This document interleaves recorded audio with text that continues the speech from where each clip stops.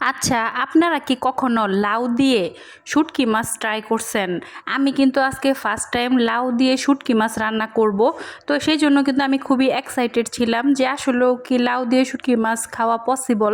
তো hello everyone, আসসালামু আলাইকুম। যে যেখান থেকে আমার ভিডিওটি দেখছেন আশা করি আপনারা অনেক ভালো আছেন। আলহামদুলিল্লাহ, আল্লাহর রহমতে আমি বেশ ভালো আছি। তো এখানে দেখতে পাচ্ছেন একদমই কচি দেখে একটি লাউ নিয়ে চলে আসছিলাম, আর লাউটা কিন্তু একদমই ফ্রেশ ছিল। তো প্রথমে লাউটাকে খুব সুন্দর কেটে কুটে ধুয়ে নিলাম। তারপরে কিন্তু আমি যে শুটকিটা রান্না করব সেইটা খুব ভালোভাবে প্রসেসিং করলাম। তো শুটকিটা কি বলেন তো, এটা হচ্ছে চিংড়ি শুটকি। তো আমরা তো কম বেশি চিংড়ি মাছ দিয়ে লাউ খাইছি, তো আজকে ফার্স্ট টাইম চিংড়ি শুটকি দিয়ে লাউ দিয়ে রান্না করব, দেখা যাক কেমন লাগে। তো এখানে দেখতে পাচ্ছেন বড় সাইজের চিংড়ি শুটকি নিয়ে নিয়েছি, আর এই সাইজের চিংড়ি শুটকিটার কিন্তু বেশ দাম।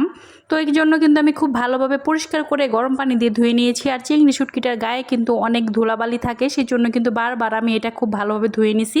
আর তারপরে কিন্তু একটি ফ্রাই প্যানের মধ্যে পরিমাণ মতো পেঁয়াজ কুচি দিয়ে পেঁয়াজটাকে ভালোভাবে ভেজে তারপরে কিন্তু এখানে চিংড়ি শুটকিটাকে দিয়ে দিলাম। আর চিংড়ি শুটকিটাকেও এখন খুব ভালোভাবে ভেজে নেব, যেন মানে শুটকির যে একটা বাজে স্মেল থাকে সেটা না আসে, সেই জন্য কিন্তু খুব ভালোভাবে ভাজতে হবে।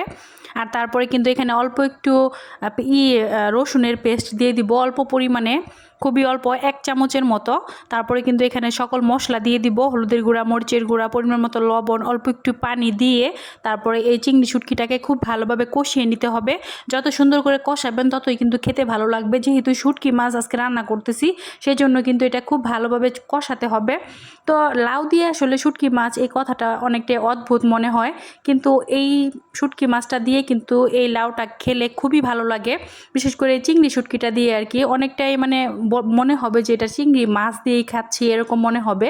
তো আজকে ফার্স্ট টাইম ট্রাই করে আমার কাছে খুবই ভালো লাগছে, আর খেতে কিন্তু এটা খুবই সুস্বাদু ছিল। তো এখানে কিন্তু চিংড়ি শুটকিটা আমার খুব ভালোভাবে কষানো কমপ্লিট। তো এখন আমি লাউটা দিয়ে দিলাম, আর লাউটা দেওয়ার পরে কিন্তু লাউটা খুব ভালোভাবে মিক্স করতে হবে এই মশলাটার সাথে। তারপরে কিন্তু ঢাকনা দিয়ে ঢেকে দেবো, যেহেতু একদমই কচি লাউ খুব সহজেই কিন্তু এটা সিদ্ধ হয়ে যাবে। তো এখন ঢাকনা দিয়ে ঢেকে দেব, আর অল্প টাইমের মধ্যে লাউটা সিদ্ধ হয়ে যাবে, সেই জন্য কিন্তু অল্প পরিমাণে পানি দিতে হবে। পানিটা বেশি দিলে কি হবে, লাউটা একদম গলে যাবে, সেই জন্য অল্প পরিমাণে পানি দিয়ে দিলাম। অল্প পরিমাণে পানি দেওয়াতে লাউটা আসলে গলবে না, লাউটা মানে সুন্দর থাকবে আর কি। তো এখানে লাউয়ের সাইজটাও কিন্তু আমি মিডিয়াম আকারে রাখছি, বেশি বড়ও না আবার বেশি ছোটও না।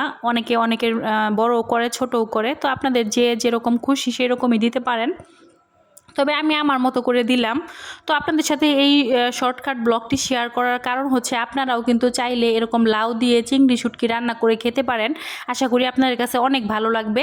তো কথা বলতে বলতে আমার কিন্তু লাউয়ের তরকারিটা একদমই কমপ্লিট, আর এটা কিন্তু দেখতেও যেমন সুন্দর হয়েছে, খেতে কিন্তু ভীষণ মজাদার ছিল। আমি বসেই কিন্তু ভাত ছাড়াই 1 বাটি খাওয়া কমপ্লিট করে ফেলছি। তো সবাই ভালো থাকবেন, সুস্থ থাকবেন। আজকের ভিডিওটি এই পর্যন্ত। আল্লাহ হাফেজ।